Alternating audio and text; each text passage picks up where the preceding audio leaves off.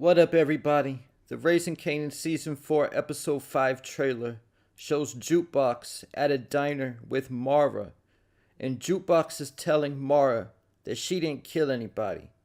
But of course she's lying to Mara because Jukebox caught her first body at the end of Episode 4, killing Mara's husband to save Marvin. Jukebox had went back to the bar that she found in Episode 3 and was hanging out with the same group of ladies. When Jukebox and Mara left the club, they were talking about getting something to eat when Mara saw her husband stalking her from across the street.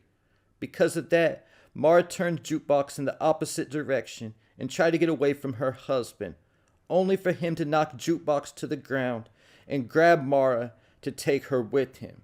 This left Jukebox with scratches on her face, and when Marvin got home, he saw Jukebox and asked her if somebody laid hands on her, and she told him yes. Jukebox possibly fabricated what happened to get a reaction out of Marvin. She might have said that the man hit her instead of that he knocked her down, especially since she said he laid hands on her. That's most likely what Marvin was thinking. But either way, Marvin wanted to get back at this man for putting his hands on his daughter. So Marvin and Jukebox showed up at the man's apartment. But when they got to the apartment building, Jukebox saw Marvin had a gun, and she asked him to leave the gun in the car so things wouldn't get wild. And Marvin told Jukebox he was bringing the gun so things wouldn't get wild. But Juke convinced Marvin to leave his gun in the car, and he told her it wouldn't take nothing but a minute. But when Marvin got in there, the man put up a better fight than Marvin expected. He could take a beating and keep going, almost like he was coked up or something, and that also might explain his behavior. So while Marvin was scrapping with Mara's husband, Jukebox was watching the clock, seeing that it was taking more than a minute.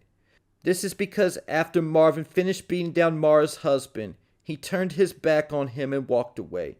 Very similar to how Unique turned his back on Ronnie, and just like Ronnie got up and grabbed a steel pipe and attacked Unique with it, Mara's husband got up, grabbed a knife, and stabbed Marvin. And he had Marvin on the ground and was ready to stab him again in the chest when Jukebox walked in and killed Mara's husband.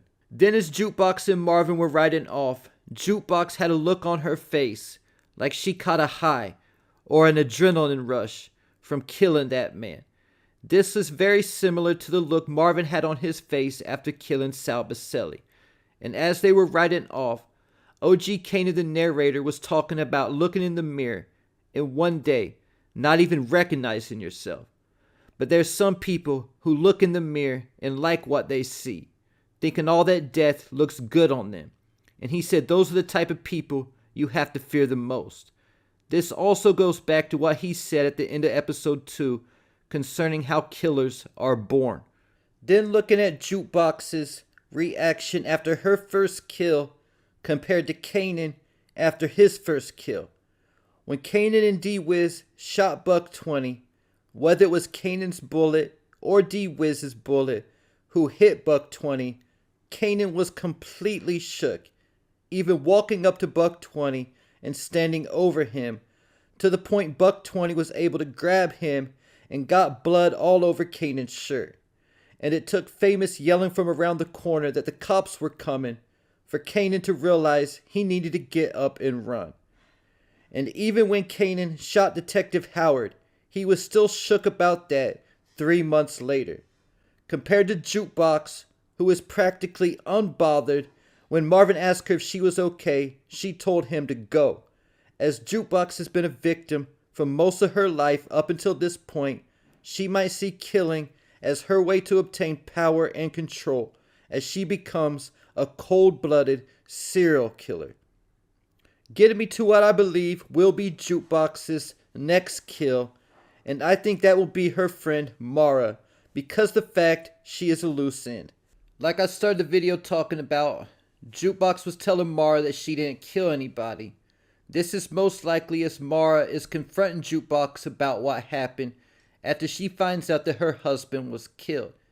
Keeping in mind, Mara knows that Jukebox and Marvin were headed over there to check her husband because Mara gave Jukebox the address. When they got to the apartment building, Jukebox told Marvin that she said it was on the 3rd floor. This lets us know that Mara was in the loop with what was going on. Then at some point we gotta believe that Mara will be brought in and questioned by the police about what happened. And just like her father has a history of not taking any chances but eliminating all potential snitches, I think Jukebox will do the same thing with Mara and kill her. But when Jukebox kills Mara, I think she'll try to get close enough to her to make it look like Mara took her own life, using the same gun she killed Mara's husband with to kill Mara, similar to how Rock killed Scrappy and how Detective Howard killed Burke. Jukebox will kill Mara with the same gun she killed Mara's husband with to make it look like Mara killed her husband and then felt so guilty about it that she took her own life later on. Then keep in mind how much Jukebox despised her entire situation in living in Queens after Howard killed Burke. She pretty much knew what happened, and now she'll start to become the thing she hated. And this will even make her that much more cold, because the fact, like OG Kanan the narrator said, she's actually gonna like it. Keeping in mind that Jukebox ultimately becomes a dirty cop herself, a lot like Malcolm Howard, but way worse. Because Howard really only became a dirty cop once he found out that Kanan was his son to protect Kanan and Rock, while Jukebox is a criminal who will become a cop to further her criminal activities. Then after killing Mara, there's no telling who Jukebox will kill next to cover her tracks.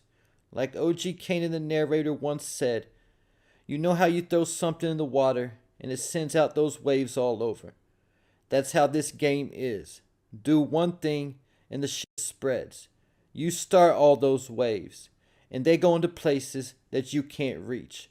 Touching shit you can't even see. They're making their way, splashing up everywhere. A whole lot of people gonna get wet because of you. More than you know at first. But you're gonna find out." And he was saying this as Jukebox was standing at Nicole's gravesite. Keeping in mind that the season 4 trailer shows Jukebox walking with Detective Garcia. This could possibly be because Detective Garcia starts digging for information about what happened to Mara or her husband. Because of that, this could make anyone who could even connect Jukebox to Mara a loose end. That would mean Mara's friends from the club could also potentially be kills on Jukebox's radar, trying to make sure that there's no loose ends.